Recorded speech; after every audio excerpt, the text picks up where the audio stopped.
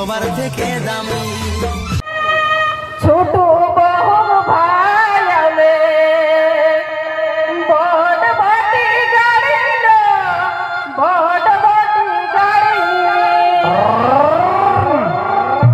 কাহে यार কান্দে হেলি কোলিগ মোড়ক বাড়ি কাহে यार কান্দে হেলি কোলিগ মোড়ক বাড়ি ছোট বহু ভাই আলে বড় বাটি গাড়ি না বড় বাটি গাড়ি বাবা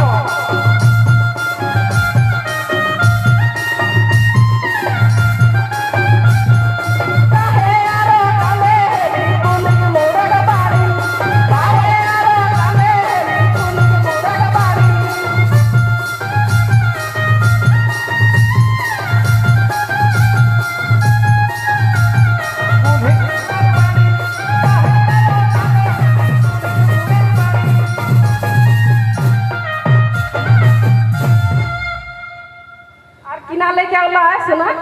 कला पाकल मकिना गो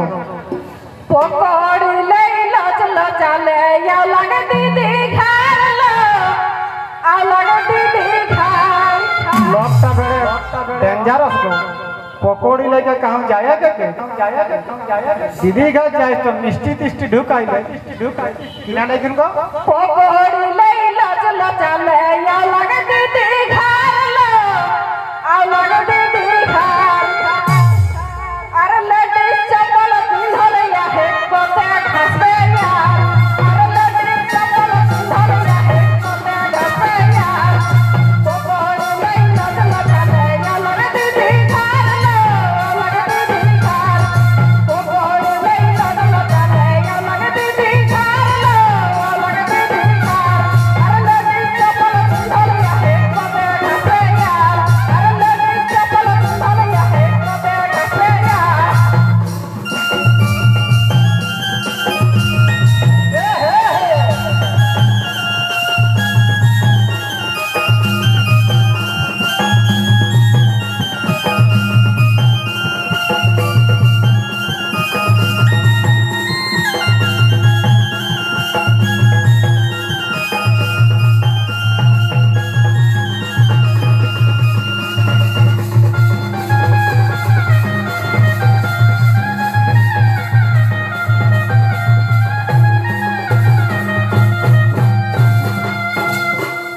और कैसन पिंधल लायक सुना कैसन पिन्हल तोहरा तो कोई तरह लेडीज चप्पल ना वास्तव आजकल एक चप्पल पिन्हटा पिन्हा कबे है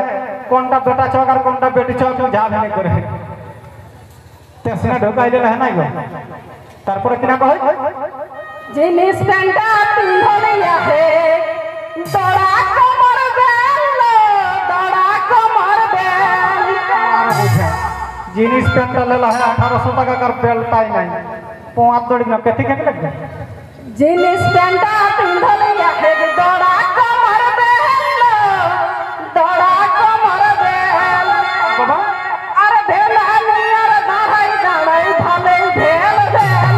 अरे भेला नियर दाढ़ी दाढ़ी भले भेल भेल पैंटा पिंधल या है दड़ा कमर बेल जीन्स पैंटा पिंधल या है दड़ा कमर बेल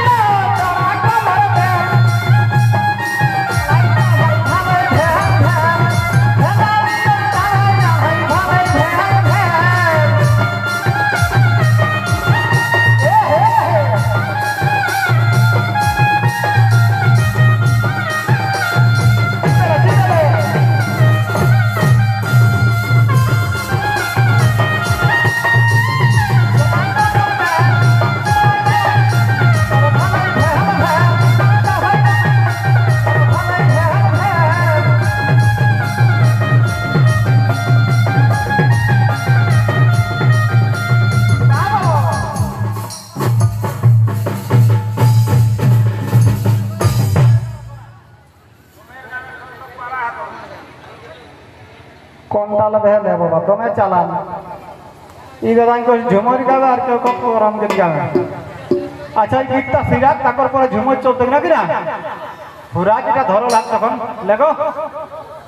जमाटाए तेग ठेठा कते जे सोन बेला उजलो